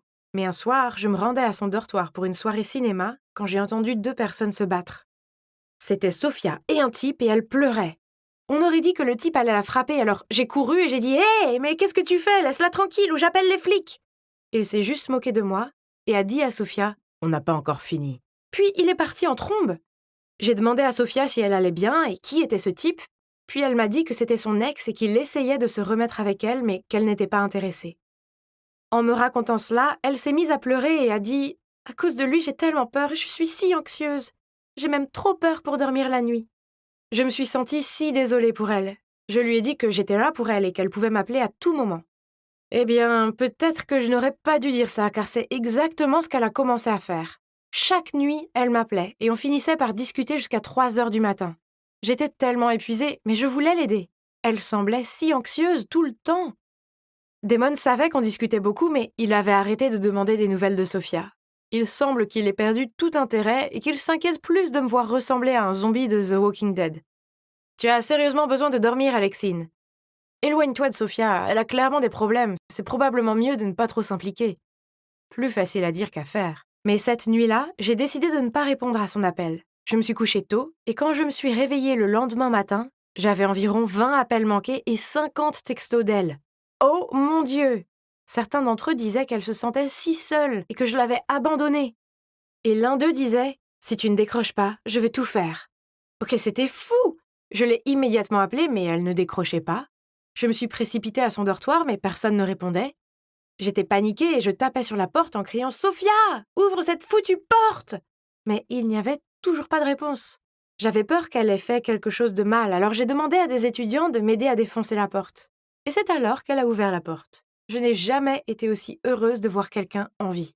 J'ai couru pour l'embrasser, mais elle avait l'air si agacée. « Qu'est-ce que tu fais là? Tu fais une scène, » a-t-elle dit. « Quoi? J'étais tellement inquiète pour toi. Tu m'as dit que tu allais. » Mais elle m'a interrompue et m'a dit « Tu as besoin de dormir, Alexine, tu as l'air folle. » Je ne pouvais pas le croire. Après tous ces appels et ces textos, c'était elle qui était folle, pas moi. Je n'avais pas envie de crier en retour, alors je l'ai laissée. J'avais besoin de m'éloigner. Elle a essayé de s'excuser les jours suivants, mais je ne voulais pas être près d'elle. Elle m'a même envoyé un message disant que si je ne voulais plus être son amie, la vie ne valait pas la peine d'être vécue. J'étais fatiguée de ces menaces, alors je les ai ignorées. Et puis, les choses ont empiré. Quelques jours plus tard, Damon et moi étudions ensemble quand Sophia m'a appelée pour me dire qu'elle était à l'hôpital. Elle m'a dit qu'elle avait une tumeur au cerveau et qu'il venait de faire une biopsie pour voir si elle était maligne ou bénigne. Je n'arrivais pas à y croire. Elle m'a demandé si je pouvais aller la chercher et j'ai dit bien sûr. C'était si effrayant. Je l'ai dit à Damon et il a juste dit « Je pense qu'elle invente tout, Alexine. Comment pourrait-elle soudainement avoir une tumeur? Vous venez de vous disputer et soudain elle est à l'hôpital. Allons, réfléchis-y. » J'étais choquée. « Damon, comment as-tu pu? Tu es un tel crétin !» Puis je suis partie en courant et je suis arrivée à l'hôpital pour trouver Sophia assise dehors avec une casquette d'hôpital. Elle a dit que ses cheveux avaient été rasés pour la biopsie et j'ai demandé à voir la cicatrice, mais elle ne l'a pas montrée. Elle a dit qu'elle aurait mal à la tête si elle l'enlevait. J'étais juste contente qu'elle aille bien et je l'ai ramenée chez elle. On s'est réconciliés et j'ai décidé de m'occuper d'elle pour la journée. Elle semblait si faible et je ne pouvais pas supporter de la voir souffrir. J'ai appelé Damon pour lui dire qu'il me devait des excuses et lui ai parlé de Sophia, et il a juste dit « Oh, wow, ok, désolé, j'espère qu'elle va bien alors. » Mais quelques jours plus tard, il m'a appelé et m'a dit « Écoute, Alexine, Sophia est une menteuse. Elle n'a pas eu de biopsie. Je l'ai bousculée tout à l'heure, sa casquette est tombée, et elle a toute une chevelure là-dessous. C'est impossible qu'il repousse aussi vite. Pourquoi m'aurait-elle menti? Je n'ai pas compris. J'avais besoin de savoir la vérité, alors, après la classe, je suis allée à son dortoir. Elle a ouvert la porte tout de suite et, bien sûr, elle avait tous ses cheveux intacts. Elle savait probablement que Damon me l'avait dit et n'avait donc pas pris la peine de continuer à mentir. Cela m'a rendue furieuse. J'ai tout de suite commencé à lui crier dessus. « Honnêtement, Sophia, qu'est-ce qui ne va pas chez toi? Pourquoi tu fais semblant d'être malade comme ça? Les amis ne font pas ça. » Sophia m'a pris la main et m'a dit « Alexine, je suis désolée, j'étais désespérée. Je l'ai fait seulement parce que tu me manquais et je voulais que tu t'intéresses de nouveau à moi. Mais je suis allée trop loin. Pardonne-moi, s'il te plaît. »« Es-tu folle ?» j'ai crié. « J'étais morte d'inquiétude pour toi. Tu es sûre qu'il n'y a rien qui ne va pas chez toi ?» Sophia s'est mise à sourire bizarrement et a dit « La seule chose qui ne va pas chez moi, c'est que je suis amoureuse de toi, Alexine. » Elle n'a pas voulu lâcher ma main et je l'ai regardée fixement, sous le choc. « Qu'est-ce que tu as dit ?»« Tu m'as entendu? Je t'aime. » Puis elle s'est mise à rire frénétiquement et a dit « Je t'aime depuis le jour où on s'est rencontrés. Je savais que tu me suivais, alors j'ai fait semblant d'être en danger pour que tu viennes me sauver. Même mon ex-petit ami était faux. C'était juste un de mes amis qui faisait semblant. Tu ne vois pas? Je suis prête à faire n'importe quoi pour avoir ton attention. Si ce n'est pas de l'amour, alors qu'est-ce que c'est? Ça ne pouvait pas arriver. » J'ai essayé de rester aussi calme que possible et j'ai dit « Écoute, Sophia, je suis flattée, je le suis vraiment, mais je suis hétéro. Je te vois juste comme une amie, ok? » Mais Sophia ne voulait pas abandonner. Elle m'a encore pris les mains et m'a dit « Comment tu sais ça? Tu n'as même pas encore essayé de m'aimer. Donne-moi juste une chance et je te montrerai à quoi ressemble le véritable amour. » J'ai essayé de me libérer de ses mains, mais c'était impossible. Sophia a attrapé mes mains de plus en plus fort, au point que ça commençait à faire mal. Elle m'a regardé dans les yeux et, oh mon Dieu, c'était comme si je ne pouvais plus la reconnaître. Elle avait l'air d'une folle, d'une psychopathe. Puis elle a commencé à parler sur un ton vraiment effrayant. « Tu ne peux pas t'éloigner de moi, tu es à moi maintenant. » J'avais tellement peur, il fallait que je sorte d'ici. Alors je l'ai poussée très fort pour qu'elle tombe par terre et j'ai couru comme une folle jusqu'à ce que je sois de retour dans mon dortoir. Puis j'ai appelé la police, mais au moment où ils sont arrivés à son dortoir, elle était partie. Je leur ai raconté ce qui s'était passé et je leur ai montré une photo d'elle. Et vous n'allez pas le croire. Apparemment, je n'étais pas la seule fille que Sophia avait attaquée. Il y avait d'autres filles aussi. Après cette nuit, j'étais terrifiée. Partout où j'allais, j'avais l'impression que quelqu'un m'observait. Un soir, après mon travail, je marchais dans le parc pour retourner à mon dortoir quand j'ai entendu quelqu'un devant moi. J'ai tout de suite su que c'était Sophia, mais elle n'était pas seule, elle était avec des gars. Ils m'ont repérée et ont commencé à se diriger vers moi. Mais j'ai couru aussi vite que possible et heureusement la police était juste en dehors du parc et est entrée et les a arrêtés. Ça ressemble à une coïncidence, pas vrai? Eh bien, ça ne l'était pas. Sophia n'est pas la seule à pouvoir tromper les gens. Je savais que Sophia me traquait. Alors, j'ai alerté la police et ensemble, nous avons créé ce plan pour l'attraper. Et voilà, ça a marché. Sophia, si tu regardes ceci, je te souhaite le meilleur. Mais ne nous rencontrons plus jamais. C'est assez de harcèlement pour le reste de ma vie. Je me rendais dans la classe quand une fille a crié « N'entrez pas, on se change !» Je me suis immédiatement arrêté. Je les ai entendus rire comme des dauphins qui couinent. Ne sachant que faire, je me suis retourné frénétiquement pour partir et bang! Brille, brille, brille, petite étoile! Je me suis murmuré à moi-même. Qu'est-ce que ce mur faisait là et pourquoi y avait-il toutes ces étoiles en plein jour? Je suis tombé à genoux et peur que mon nez saignait. Puis j'ai vu cette jolie fille qui me regardait fixement. Hélas, était-elle un ange? Ne vous inquiétez pas, vous allez vite vous habituer à cette école. Au fait, je m'appelle Dalina. Puis elle m'a fait un clin d'œil. Non, ce n'était pas un ange, c'était une étudiante. Donc, je m'appelle Daniel, et mon premier jour de travail en tant que professeur principal n'était pas comme prévu. J'ai déjà enseigné de la physique dans une école mixte, mais jamais dans une école privée pour filles. J'ai choisi d'être transféré ici en raison des maisons pour les enseignants et les salaires élevés. Pour être honnête, si je ne vais pas abuser de la bourse et finir par m'endetter, je n'aurais certainement pas quitté la maison et coupé tout contact avec ma femme, Anna. Elle payait toutes mes dettes et c'était trop pour l'orgueil d'un homme. Alors j'étais là, à essayer de gagner de l'argent pour pouvoir la rembourser et regagner son cœur. Et dès le début, j'ai su que cette école serait différente, car lorsque je suis venu rencontrer la directrice, j'ai vu un groupe d'adolescentes rieuses rassemblées à l'extérieur de son bureau. Elles chuchotaient entre elles, ont pris des photos de moi, et ont même fait des signes de cœur avec leurs doigts. À la fin de la réunion, la directrice a dit « Vous serez le deuxième enseignant de sexe masculin dans notre école. » Monsieur Richard est un peu vieux jeu, donc je pense que vous serez un vent de fraîcheur, a-t-elle dit en souriant. Puis elle m'a présenté aux autres enseignants dans la salle du personnel. Et lorsque j'ai serré la main de Monsieur Richard, il a souri et a dit « Elles vont vous manger tout cru. » Quel vieil homme étrange. Qu'est-ce qu'il voulait dire par là? Je suis un gars confiant, professionnel, et c'était une bande d'adolescentes.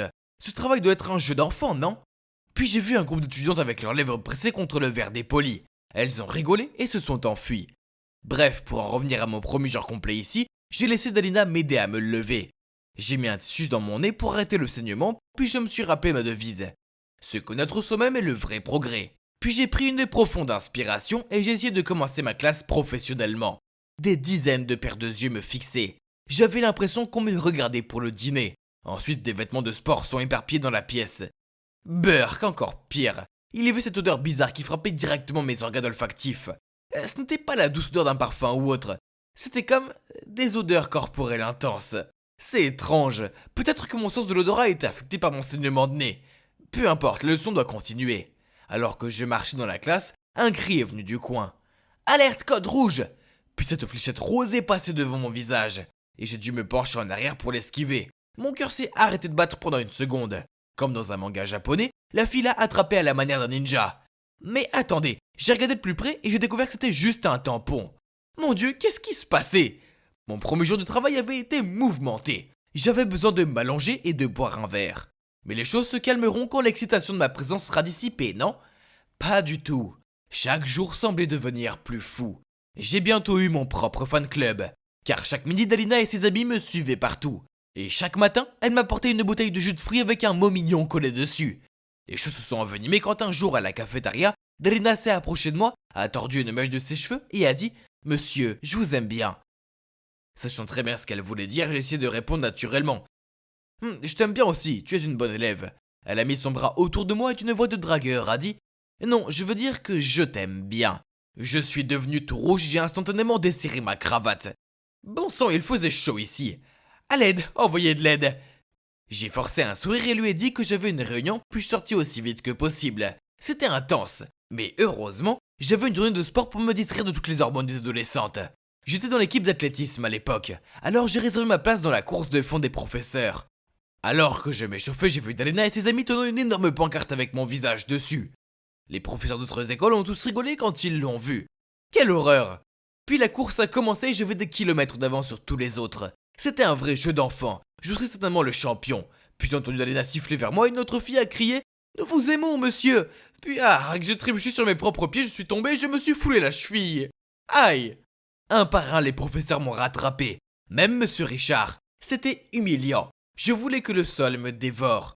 Mais alors mon fan club s'est précipité vers moi et Dalina a dit « T'es toujours le meilleur. Tu es encore plus beau quand tu cours. » Puis elle a essuyé la sueur sur mon front avec une serviette. J'étais trop fatigué et ma fierté était trop touchée pour réagir. Je ne pensais pas que le béguin de Dalina pour moi était si grave. C'était courant pour les adolescentes, non? Mais un après-midi, j'ai fini en retard et je traversais la cour de l'école quand un type à l'air agressif m'a bloqué le passage. Il a poussé mon épaule et a dit « Tu ferais mieux d'arrêter de flirter avec Magdalena et de rester loin d'elle. » Qu'est-ce qui se passe? Puis Dalina est apparue. Elle avait l'air différente avec du maquillage. Elle a foncé vers le gars, l'a fixé et a crié « Hugo, c'est fini entre nous, alors va-t'en. C'est lui qui me plaît, pas toi. » Contrairement à ce regard doux en classe, cette version de Dalina était assez effrayante. Quelques haussements de sourcils ont suffi à faire fuir ce type. Puis Dalina s'est tournée vers moi. Je suis désolé pour lui. Il m'a fait réaliser que j'aime les hommes, pas les garçons. Puis sans me permettre de répondre, elle m'a envoyé un baiser et s'est éclipsée. Je suis resté là, abasourdi. Qu'est-ce qui venait de se passer? Mon Dieu, sortez-moi de ce pétrin maintenant. Depuis lors, j'ai fait de mon mieux pour éviter Dalina et mon fan club. Je déjeunais dans la salle du personnel et je ne marquais plus jamais de travaux dans ma classe. Un jour, je me promenais dans le couloir quand j'ai aperçu Dalina au loin. Alors j'ai rapidement pris un autre couloir et boum! J'ai foncé sur la nouvelle fille et nous nous sommes tombés tous les deux dessus. Livres et les fournitures du bureau volant partout. Je me suis excusé et l'aidé à se relever, mais elle m'a regardé et m'a dit « Oh, c'est donc ici que tu te caches. » Quoi? Oh, c'était Chloé, ma belle-sœur. J'ai vite rassemblé ses affaires et les lui ai données, puis je me suis précipité. Elle a crié après moi. « Tu sais qu'Anna est morte d'inquiétude pour toi ?» Un pincement au cœur m'a envahi. Sans me retourner, je lui ai dit « Je suis désolé, je rentrerai quand je pourrai la rembourser. » Super, maintenant je vais Chloé éviter aussi. Elle était tenace. Elle m'attendait après les cours et me harcelait pour que je rentre à la maison. Mais qui peut comprendre mes sentiments? Je ne pourrais plus regarder le visage d'Anna avant d'avoir gagné assez d'argent. Puis un jour après l'école en sortant de ma classe, j'ai reçu un message de Chloé. « Je suis à la piscine. S'il te plaît, viens. J'ai de gros problèmes. » Que se passait-il? Craignant que quelque chose de grave ne lui arrive, je me suis précipité là-bas, en sueur et essoufflé pour la voir debout, l'air parfaitement bien. Je lui ai demandé ce qui se passait, elle a haussé les épaules. Ma boucle d'oreille est tombée dans la piscine. Quoi? J'ai froncé les sourcils. Je n'ai pas le temps pour tes jeux puérils. J'étais sur le point de partir quand une Dalina furieuse se dirigeait vers moi. Hé la rouquine bizarre! Arrête de flirter avec mon Danielou, compris? Chloé a souri et les bras croisés, elle a répondu. C'est toi qui devrais rester loin de... Danielou. Elle a rigolé. Tu ne veux pas agiter un chiffon rouge devant un taureau? Dalina a laissé échapper un cri de guerre avant de foncer sur Chloé. Mais celle-ci a esquivé Dalina et est tombée la tête la première dans la piscine. Chloé a roulé les yeux. Laisse-moi deviner, elle va prétendre qu'elle ne sait pas nager. Bien sûr, Dalina a commencé à crier. Aide-moi Daniel, je suis en train de mourir. Je pensais que c'était un autre piège de Dalina. Mais non, elle se débattait toujours sous l'eau. J'ai donc rapidement sauté pour la sauver. Elle n'était pas consciente, alors j'ai commencé à lui faire du bouche à bouche. Après un moment, Dalina semblait reprendre conscience. Mais alors j'étais un peu soulagé, j'ai entendu une voix familière. « Que fais-tu, Daniel ?» Je me suis arrêté et retourné. Je n'arrivais pas à le croire. Anna était là avec un regard de détresse sur le visage. Dalina s'est assise et a dit « c'est qui elle ?»« Je suis sa femme, mais je pense que je ne devrais pas être ici. » Puis elle est partie en trombe. J'ai essayé de lui expliquer que ce n'était pas ce à quoi elle pensait. Elle a laissé échapper ce cri de désespoir, puis elle a sangloté. « Tu m'as quitté sans rien me dire et je te trouve en train d'embrasser une adolescente? Je ne veux plus jamais te revoir. » Puis elle a enlevé son alliance et me l'a jetée dessus. J'ai cru que j'avais perdu Anna pour toujours. Mon cœur se brisait. Mais alors Delena s'est approchée de nous et a dit « Je suis désolé, je ne me noyais pas. J'ai fait semblant pour qu'il m'embrasse. Tout est de ma faute, ne lui en voulez pas. » Puis Chloé est apparue et a soutenu Delena. Elle a avoué qu'elle avait organisé la rencontre avec Anna et moi à la piscine pour que nous puissions nous parler et régler tout ça. Mais Delena est apparue et a tout gâché. Après ça, Delena a enfin réalisé que je suis un homme marié et heureux. Elle a arrêté tous ces trucs de fan club. Mais elle m'apporte toujours du jus de fruits. Mais cette fois avec un mot d'excuse collé dessus. J'ai fait de mon mieux pour me rattraper auprès d'Anna pour avoir été un crétin. Je n'aurais pas dû fuir mes problèmes et laisser la femme que j'aime dans le flou. C'était pas juste. Quant à ce travail, je suppose qu'il n'est pas si mal. Donc je reste dans le coin même si j'ai fini de rembourser Anna. C'est fait du bien d'être le beau gosse de la maison. Et maintenant je suis habitué au groupe d'adolescentes et à leur saute d'humeur. Ha!